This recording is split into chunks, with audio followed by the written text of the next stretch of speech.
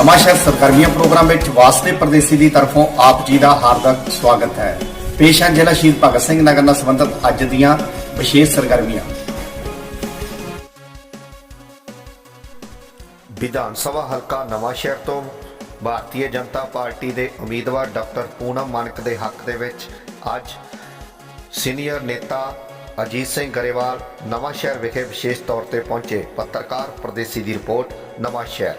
Bharatiya Janata party वो भी आए ने, खास करके साढ़े भैन जी पूनम मानक जी को आशीर्वाद देने वास्ते,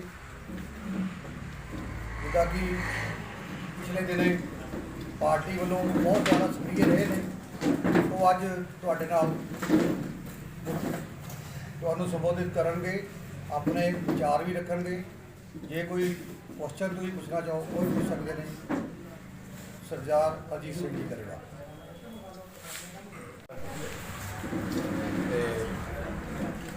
गुरु प्रकाश जी साडे राष्ट्रीय प्रवक्ता ने, बीजेपी नैशनल स्पोक्स परसन और बिहार तो ये अज स्पैशली आए हैं। भैन जी साडे पुराना असीं तो साडा तो आपस काम जोड़ा करते हैं, क्योंकि मेरे को भारत के सहयोग मंच की और इंडिया वर्किंग प्रेजिडेंट की जिम्मेदारी है। तो भैन जी उहदे भी साडे असीं इकट्ठे काम करते हैं।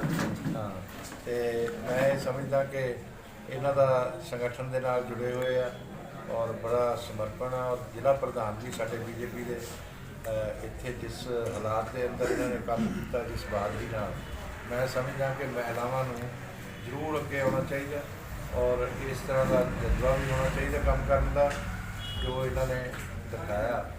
तो अज मैं स्पैशली पत्रकार वीरों तो भी सहयोग मंगदा कि इस साडा साथ दो और साडे कैंडिडेट साफ सुथरा, पहली गल तो उम्मीदवार देखना होंदा, फिर उस तो बाद साडी पार्टी दुनिया का सब तो बड़ा राजनीतिक दल सी मैंबरशिप के हिसाब नाल, और काम करने का साडा तरीका बड़ा साफ सुथरा।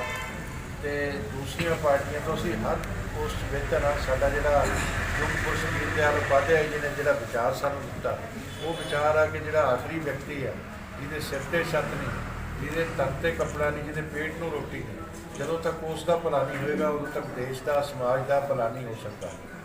असीं जिहड़े 14 करोड़ तो वध वर्कर सिर जोड़ के बैठते हैं, किसी एक नूं मुख्यमंत्री, प्रधानमंत्री या MLA या MP बनाने लई नहीं बैठते। असीं उन्हां गरीबां दे भले लई उस विचारधारा के पूरक बनने के लिए बैठते हैं, क्योंकि जो MLA MP या प्रधानमंत्री असीं बनाउने आ तां वो साडे सहायक हुंदे आ उस विचारधारा नूं पूरक करन च, उन्हां लोकां दा भला करन च। क्योंकि अजकल अलग अलग ऐसिया पोलिटिकल पार्टियां आ गई जिहड़े कि व्यक्तिवादी संगठन ने, जिन्होंने परिवार चलाते हैं, परिवारक दल, वो लोकतंत्र के लिए बहुत बड़ा खतरा है। जदों वो सत्ता चाहते हैं तो वो लोगों का भला करने की बजाय वो अपने परिवारों का पालन पोषण करने लग जाते हैं। तुसीं इत्थे पंजाब च भी देखिया, जदों कांग्रेस की सरकार आई तो 27 परिवार आ जिहड़े राज करते हैं, चाहे विधायक तुसीं उन्हां दे 90 बना दिओ, उन्हां चों ही मुख्य मिनिस्टर, उन्हां चों ही मिनिस्टर बनदा। और जदों अकाली दल दी आउंदी है, उन्होंने गिनती नहीं करने की जरूरत छड्डी, इक्को ही परिवार।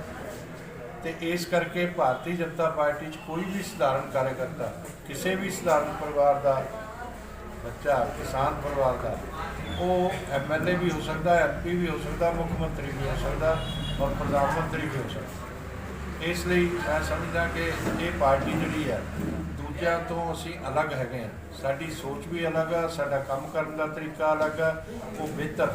तो पंजाब के भले लिए ये जरूरी है कि बॉर्डर स्टेट है, इत्थे भारतीय जनता पार्टी सत्ता च होवे और ये देश की मुख्य धारा नाल पंजाब जुड़िया रहे, ये भी ये जरूरी है।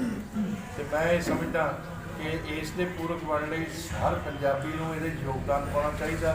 असीं किसी एक धर्म की, एक जाति की, एक व्यक्ति की राजनीति नहीं करते, सारिਆਂ ਦੇ भले की गल करते हैं और सारिਆਂ ਦੇ ਨੂੰ ਉੱਪਰ ਉਠਾਉਣ की गल करते हैं।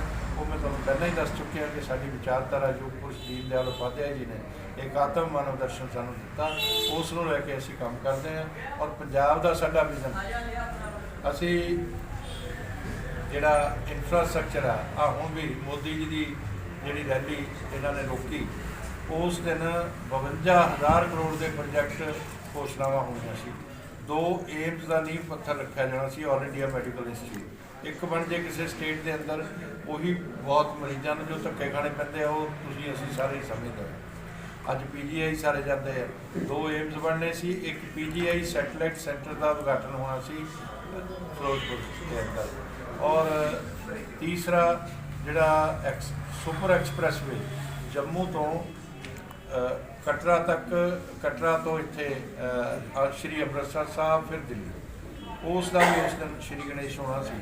ਤੇ ਮੈਂ ਸਮਝਦਾ ਕਿ ਵਿਕਾਸ 'ਚ ਉਹਨਾਂ ਨੇ ਰੁਕਾਵਟ ਪਾਉਣ ਦੀ ਕੋਸ਼ਿਸ਼ ਕੀਤੀ, ਔਰ ਉਸੇ ਦਿਨ ਹੀ ਪ੍ਰਧਾਨ ਮੰਤਰੀ ਜੀ ਨੇ ਸਾਹਿਬਜ਼ਾਦਿਆਂ ਦੀ ਸ਼ਹਾਦਤ ਜਿਹੜੀ ਹੋਈ ਹੈ, ਔਰ ਉਸ ਦੇ ਲਈ ਘੋਸ਼ਣਾ ਕਰਨੀ ਸੀ 20 ਬਾਲ ਦਿਵਸ ਨੂੰ, ਔਰ ਉਹਨਾਂ ਨੂੰ ਕਿਤਾਬਾਂ 'ਚ ਪੂਰੇ ਦੇਸ਼ 'ਚ ਪੜ੍ਹਾਇਆ ਜਾਵੇ ਤਾਂ ਕਿ ਦੇਸ਼ ਦੇ ਬਾਕੀ ਬੱਚੇ ਉਹਨਾਂ ਤੋਂ ਪ੍ਰੇਰਣਾ ਲੈ ਸਕਣ। ਜਿਹੜੀ ਉਮਰ ਉਹਨਾਂ ਦੀ ਸੀ, ਇੰਨੀ ਛੋਟੀ ਉਮਰ 'ਚ ਬੱਚੇ ਮਾਂ ਦੀ ਗੋਦ 'ਚੋਂ ਬਾਹਰ ਨਹੀਂ ਨਿਕਲਦੇ, ਉਹਨਾਂ ਨੂੰ ਮਾਂ ਦੀ ਗੋਦ ਦਾ ਨਿੱਘ ਚਾਹੀਦਾ ਹੁੰਦਾ, ਤੇ ਉਹ ਇੰਨੀ ਸਰਦੀ ਦੇ ਦਿਨ ਔਰ ਠੰਡੇ ਬੁਰਜ 'ਚ ਵੀ ਰਹੇ। ਉਸ ਤੋਂ ਬਾਅਦ ਦੀਵਾਰਾਂ 'ਚ ਚਿਣੇ ਗਏ, ਔਰ ਉਹਨਾਂ ਨੇ ਇੱਕ ਵਾਰ ਵੀ ਡੋਲੇ ਨਹੀਂ। ਔਰ ਮੇਰਾ ਖਿਆਲ ਅੱਜ ਤੋਂ ਇੱਕ ਵਿਦਵਾਨ ਨੇ, ਉਹਨਾਂ ਨੇ ਲਿਖਿਆ, ਇਤਿਹਾਸਕਾਰ, ਕਿ ਅੱਜ ਤੋਂ 100 ਸਾਲ ਬਾਅਦ ਜਦੋਂ ਕੋਈ ਇਤਿਹਾਸ ਲਿਖੂਗਾ, ਉਸ ਇਤਿਹਾਸ ਨੂੰ ਪੜ੍ਹੂਗਾ, ਲੋਕਾਂ ਨੂੰ ਜਾਣਕਾਰੀ ਨਹੀਂ ਹੋਊਗੀ, ਤਾਂ ਉਹ ਸੋਚਿਆ ਕਰਨਗੇ ਕਿ ਇੱਦਾਂ ਦੇ ਵੀ ਬੱਚੇ ਹੋਏ ਨੇ। ਇੱਕ ਸੋਚਣ ਵਾਲੀ ਗੱਲ ਹੈ। ਤੇ ਇਹਨਾਂ ਨੇ ਉਸ ਨੂੰ ਵੀ ਰੋਕਣ ਦੀ ਕੋਸ਼ਿਸ਼ ਕੀਤੀ। ਇਹ ਕਾਂਗਰਸ ਔਰ ਇਹ ਸਾਰੇ ਲੋਕ ਮਿਲ ਕੇ ਸੱਤਾ ਚਾਹੁੰਦੇ ਆ, ਦੇਸ਼ ਦਾ ਜਾਂ ਸੂਬੇ ਦਾ ਭਲਾ ਨਹੀਂ ਚਾਹੁੰਦੇ, ਵਿਕਾਸ ਨਹੀਂ ਚਾਹੁੰਦੇ। ਅਸੀਂ ਵਿਕਾਸ ਦੇ ਲਈ ਸਮਰਪਿਤ ਹਾਂ, ਭਾਰਤੀ ਜਨਤਾ ਪਾਰਟੀ। ਤੇ ਮੈਂ ਇਹ ਸਮਝਦਾ ਕਿ ਤੁਸੀਂ ਸਾਰੇ ਸਹਿਯੋਗ ਵੀ ਦਿਓ, ਆਸ਼ੀਰਵਾਦ ਵੀ। ਤੇ ਮੈਂ ਇੱਥੋਂ ਦੀ ਜਨਤਾ ਨੂੰ ਵੀ ਅਪੀਲ ਕਰਦਾ ਕਿ ਸਾਡੀ ਉਮੀਦਵਾਰ ਪੂਨਮ ਮਾਨਿਕ ਜੀ, ਔਰ ਸਾਡੇ ਲਈ ਤਾਂ ਉਮੀਦਵਾਰ ਤਾਂ ਅਲੱਗ ਗੱਲ ਹੁੰਦੀ ਆ, ਕਮਲ ਦਾ ਜਿਹੜਾ ਨਿਸ਼ਾਨ ਆ ਉਹੀ, ਉਹਦੇ ਲਈ ਅਸੀਂ ਸਾਰੇ ਸਮਰਪਿਤ ਹਾਂ, ਉਹਦੇ ਲਈ ਅਸੀਂ ਗੱਲ ਕਰਦੇ ਹਾਂ। ਤੇ ਮੈਂ ਇਹ ਸਮਝਦਾ ਕਿ ਸਾਰੇ ਇਹਦੇ 'ਚ ਸਹਿਯੋਗ ਦੇਵਾਂਗੇ, ਔਰ 20 ਫਰਵਰੀ ਨੂੰ ਕਮਲ ਦੇ ਨਿਸ਼ਾਨ 'ਤੇ ਬਟਨ ਦਬਾ ਕੇ ਸਾਡੇ ਉਮੀਦਵਾਰ ਜਿਹੜੇ ਆ ਉਹਨਾਂ ਨੂੰ ਕਾਮਯਾਬ ਕਰੋਗੇ, ਔਰ ਪੰਜਾਬ 'ਚ ਇੱਕ ਵਧੀਆ ਸਰਕਾਰ ਲਿਆਓਗੇ। ਔਰ ਵਧੀਆ ਸਰਕਾਰ ਕਿਹੜੀ, ਇੱਥੇ ਕੇਂਦਰ ਦੀਆਂ ਸਕੀਮਾਂ ਆਉਂਦੀਆਂ ਨੇ ਉਹ ਬਿਲਕੁਲ ਇੰਪਲੀਮੈਂਟ ਨਹੀਂ ਹੁੰਦੀਆਂ, ਔਰ ਜਦੋਂ ਡਬਲ ਇੰਜਨ ਦੀ ਸਰਕਾਰ ਹੋ, ਜਿਹੜੀ ਕੇਂਦਰ 'ਚ ਸਰਕਾਰ ਹੈ, ਇੱਥੇ ਸਰਕਾਰ ਹੋ, ਇਹ ਯੂਜ਼ਰ ਸਰਟੀਫਿਕੇਟ ਨਹੀਂ ਦਿੰਦੇ, ਇਸ ਕਰਕੇ ਦੁਬਾਰਾ ਪੈਸਾ ਨਹੀਂ ਆਉਂਦਾ, ਇਸ਼ੂ ਨਹੀਂ ਹੁੰਦਾ, ਉੱਥੋਂ ਆ ਨਹੀਂ ਸਕਦਾ। ਤੇ ਇਹ ਜੇ ਤੁਸੀਂ ਚਾਹੁੰਦੇ ਹੋ ਕਿ ਪੂਰਾ ਪੈਸਾ ਉੱਥੋਂ ਆਇਆ ਇੱਥੇ ਲੱਗੇ, ਸਹੀ ਸਥਾਨ 'ਤੇ ਲੱਗੇ, ਔਰ ਦੇਸ਼ ਸੂਬੇ ਦਾ ਵਿਕਾਸ ਹੋਵੇ, ਔਰ ਜਿਸ ਕੰਮ ਦੇ ਲਈ ਕੇਂਦਰ ਸਰਕਾਰ ਪ੍ਰਯਾਸ ਕਰਦੀ ਹੈ ਉਹ ਸਾਰੇ ਕੰਮ ਪੂਰੇ ਹੋਣ, ਤੇ ਉਹਦੇ ਲਈ ਭਾਰਤੀ ਜਨਤਾ ਪਾਰਟੀ ਦੀ ਸਰਕਾਰ ਇੱਥੇ ਹੋਣਾ ਤੇ NDA ਦੀ ਸਰਕਾਰ ਹੋਣਾ ਬਹੁਤ ਜ਼ਰੂਰੀ ਹੈ। ਹੁਣ ਤੁਸੀਂ ਪੁੱਛ ਲਓ। ਗਰੋੜ ਸੇ ਜਿਵੇਂ ਕਿਸਾਨੀ ਅੰਦੋਲਨ ਚੱਲਿਆ 1.5 ਸਾਲ, ਤੁਸੀਂ ਇਹ ਸਨ ਜ਼ਿਲ੍ਹਾ ਸ਼ਹੀਦ ਭਗਤ ਸਿੰਘ ਨਗਰ ਨਾਲ ਸੰਬੰਧਿਤ ਅੱਜ ਦੀਆਂ ਵਿਸ਼ੇਸ਼ ਸਰਗਰਮੀਆਂ। ਕੱਲ ਫੇਰ ਨਵੀਆਂ ਤੇ ਤਾਜ਼ੀਆਂ ਸਰਗਰਮੀਆਂ ਲੈ ਕੇ ਹਾਜ਼ਰ ਹੋਵਾਂਗੇ। ਉਦੋਂ ਤੱਕ ਵਾਸਤੇ ਪਰਦੇਸੀ ਨੂੰ ਇਜਾਜ਼ਤ ਦਿਓ। ਧੰਨਵਾਦ।